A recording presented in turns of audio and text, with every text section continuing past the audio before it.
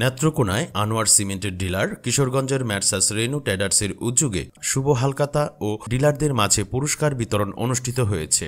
আজ বৃহস্পতিবার দুপুরে নেত্রকোনার সাখোয়া বাজার এলাকার সারা কমিউনিটি সেন্টারে এ আয়োজন করা হয়।